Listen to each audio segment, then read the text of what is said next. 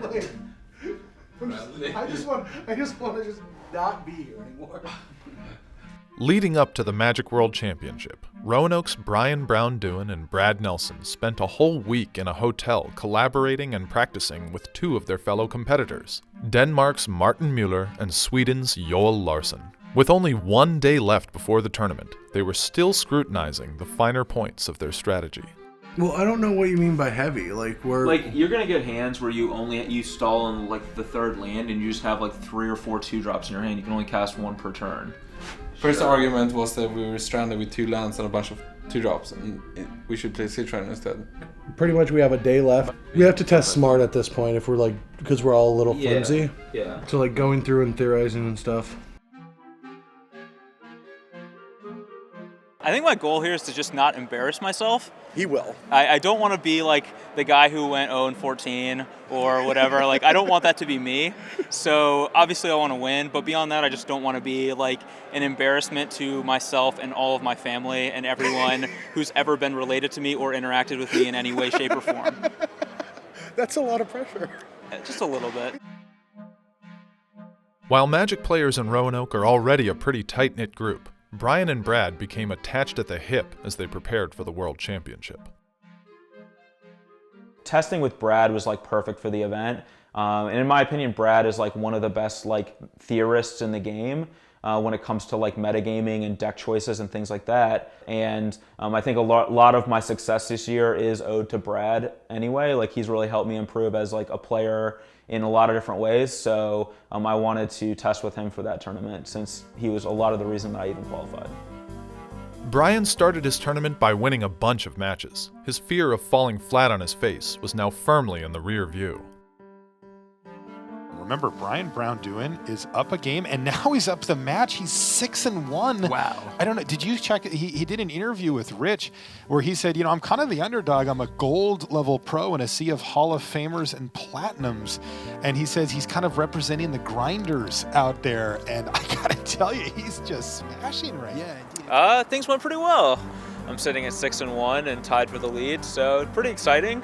Not where I expected to be, but certainly happy that I'm here. Where did you expect yourself to be? Middle of the pack, I would say. I felt like in terms of play skill, I'm certainly on the lower end of this tournament. So many great players here, but I felt like in terms of preparation, I was going to be really close to the top. Well, I think like his approach is very honest. You can call it being humble. I just call it being honest. At the World Championships, was he the best player in the room? No. But that doesn't matter. Once you're one of the 24, your goal is to get there. Then anything can happen. It's that honesty and the honesty that he has to be able to look in the mirror and say, this is about how good I am. These guys are probably a little bit better than me, but I can still beat these people. Unfortunately for Brad, his tournament wasn't going nearly as well. Looking back at BBD's run at Worlds, I feel very proud for my friend and happy, but I will say that during the event there was a lot of bitterness and jealousy since I was having a very middling tournament while he was just winning round after round. It was difficult to swallow in the moment, but then once my tournament was over, all of that went away and all I cared about was watching my friend win the tournament. After playing 14 rounds in 3 different formats across 3 days, Brian finished with 10 wins, 3 losses, 1 draw, and a seat at the Sunday table to play for the trophy. His semifinal opponent was Hall of Famer Shota Yasuoka. With Brad coming to terms with his disappointing finish, Brian turned to the 2015 world champion, Seth Manfield, to help him prepare against the highly skilled Shota. So we've played 4 games, and that was the first one I've won. So it's going worse than expected. I thought this would be a really strong matchup, but he has 2 declarations in his main deck, so if he draws those often, I'm probably in trouble. What do you think Brian's chances are in this matchup tomorrow? Thinking about it, I was thinking BBD would be ahead. Now, after having playing games, I'm kind of rethinking it. Because a lot of people play games against Bant Company, but they're not playing against, like, the best possible opponent. Shota is literally the best possible opponent playing the best deck in the format, so I'm not trying to say anything bad about BBD. He's great. I am a little bit concerned at this point.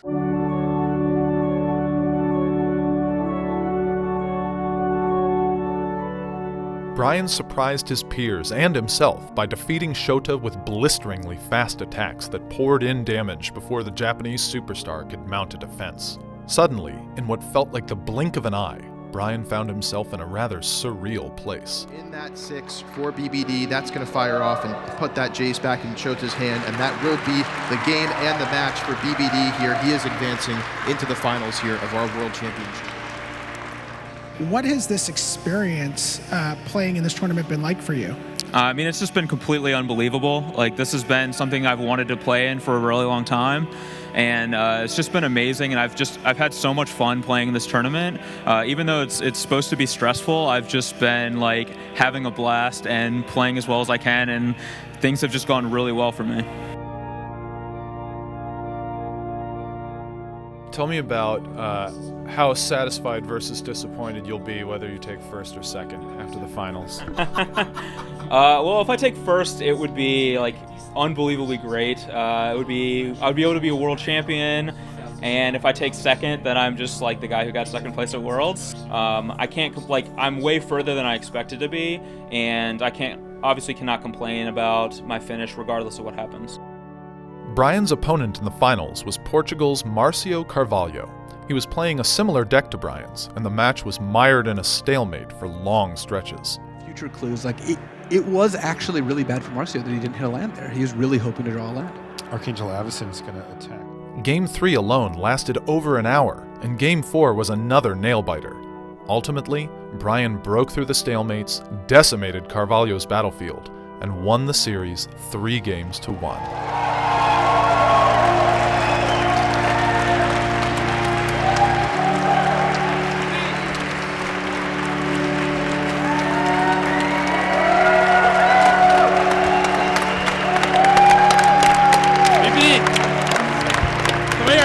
Come up.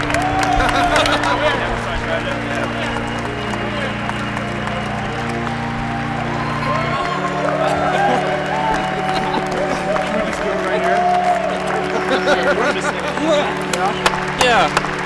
You played so good, dude. Yes. Very well played. Very well played.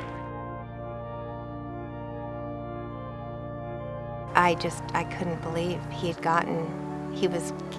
gotten to that point where it looked like he was going to win. I was just couldn't believe it. I couldn't, and it was so exciting. I was so impressed with just his calm composure and his professionalism. Just extremely proud of my son for being the world champion, and unbelievable. I guess that's what I have to say.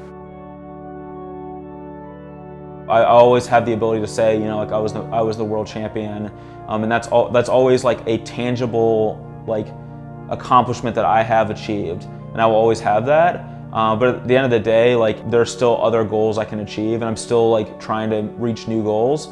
So it's not like I don't want to fall back on winning the world championship as like it's okay that I'm doing bad at Magic now because I won the world championship. Like I don't want that to be how I am. I want it to be like, I won the world championship, that's awesome, that's something I'll always have, but now here's the next thing I'm trying to conquer.